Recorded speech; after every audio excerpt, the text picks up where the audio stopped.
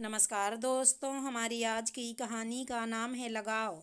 ऐसा क्या खिला दिया तुमने माँ को जो उनका पेट खराब हो गया। ऑफिस से घर आए विकास ने माँ को पस्त देख प्रिया पर भड़कते हुए पूछा। सासू माँ भी चुपचाप लेटी हुई थी, मुंह से एक शब्द ना निकाल रही थी। प्रिया नमक चीनी का घोल लेकर जल्दी जल्दी आ रही थी।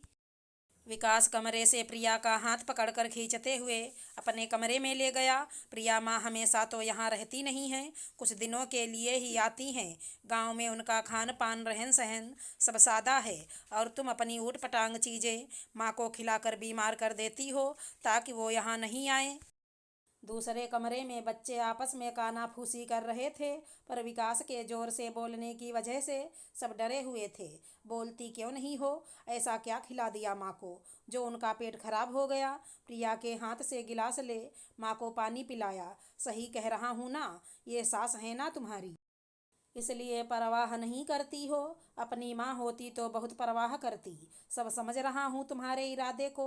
विकास माँ की तबीयत खराब देख बिफर पड़ा था और अनाप शनाप बोल रहा था। हो गया तुम्हारा बोलना या और कुछ बाकी है? जल्दी से वो भी उगल दो।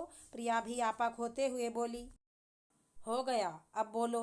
प्रिया की आवाज़ से उसे लग गया कि वो गलती कर रहा है उस पर चिल्लाकर।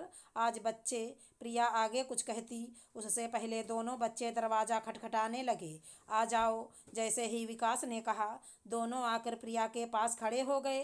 क्या हुआ? तुम दोनों तो पढ़ाई कर रहे थे ना, फिर यहाँ क्या करने आ गए? विकास तल्ख तेवर में बोला।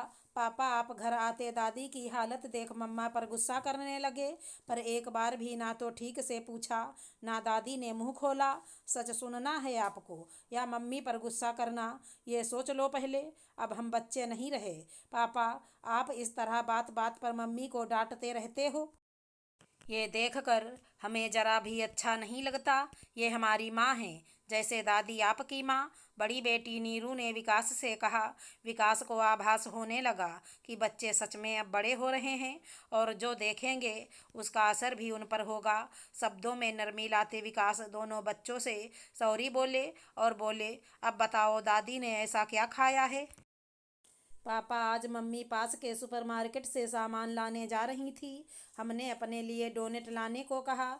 जब हम सब खा रहे थे तो दादी ने कहा, क्या खा रहे हो तुम लोग? माँ से बोली, बहू तुम भी खा रही हो, बस मुझ बुढ़िया को देते नहीं बना। आने दो विकास को, कहूँगी सब अकेले अकेले खाते, मुझे कुछ ना देते। तब हमने कहा, दादी ये डोनट है, तुम्हें मैदे की चीज़ें खाने से पेट में तकलीफ होती है ना, इसलिए नहीं दिया। पर वो गुस्से में बड़बड़ करने लगी। तब मम्मी ने थोड़ा सा डोनट दादी को दे दिया। फिर उन्हें अच्छा लगने लगा तो बोली, पूरा दो खाऊंगी, और हमारे मना करने पर भी ज़बरदस्ती खा ली। अब आप बताइए किसकी गलती है? सूरज ने कहा। और दादी मम्मी को डांट खाते देख रही थी, पर एक बार भी नहीं बोली। वो क्या खाई और मम्मी की गलती भी नहीं थी, फिर भी वो चुप थी। नीरू ने कहा। विकास चुपचाप वहाँ से उठा और माँ के पास गया। माँ, प्रिया ने तुम्हें क्या खाने को दिया था?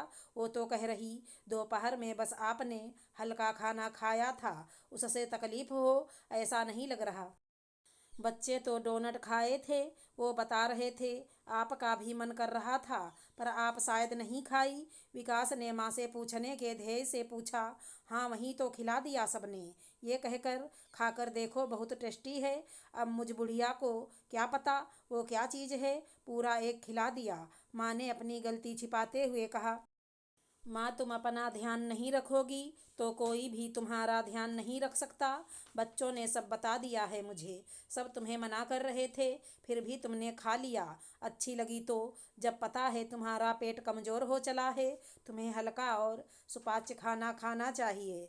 तुम डोनट खा बैठी, थोड़ा सा खा लेती टेस्ट लेने के लिए, पर पूरा एक। क्या बोलूँ माँ तुम्हें भी? प्रिया को डांट रहा था, फिर भी तुम चुप रही। विकास माँ की हरकत से हताश हो बोला। बेटा, मुझे अच्छा लगा इसलिए खा ली, वैसे तो तू जानता ही है कितना परहेजी खाना खाती हूँ। पहली बार देखा ऐसा कुछ। फिर बच्चों के साथ बहू को भी खाते देख लगा।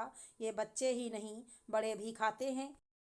कब तक मुंह पर ताला लगा कर रखूं? तू ही बता। फिर जब पेट में तकलीफ होने लगी तो डर गई थी, इसलिए चुप्पी लगा गई। माँ ने दुखी होकर कहा, सब समझ रहा हूँ माँ, पर तुम्हें तकलीफ में देख मुझे अच्छा नहीं लगता, बस इसलिए आपा खो बैठा। देखो स्वाद के चक्कर में अब दवाई और खिचड़ी पर आ गई। मन कर रहा तो बस थोड़ा खा लो, पर ऐसे पेट को नुकसान कर खाने का क्या मतलब। माँ को कह दवाई देकर विकास वहाँ से उठकर प्रिया के पास गया और माफ़ी मांगी। अब से बच्चों के सामने अपने व्यवहार पर कंट्रोल करना होगा। जब भी आपा खोने लगूंगा तुम मुझे संभाल लेना। मैं भी नहीं चाहता मेरे बच्चों पर इसका कोई दुष्प्रभाव पड़े। विकास ने प्रिया का हाथ पकड़कर कहा। प्रिया समझ रही थी विकास माँ से बहुत ज़्यादा लगाव रखते हैं और ऐसे में वो गुस्सा स्वाभाविक है, और आज उसके बच्चों ने भी तो वही किया। अपनी माँ पर बेवजह गुस्सा करते देख पापा के सामने जा माँ की तरफदारी कर बैठे। अगर हमारी कहानी पसंद आई हो तो चैनल को लाइक शेयर सब्सक्राइब करें। राधे राधे दोस्तों।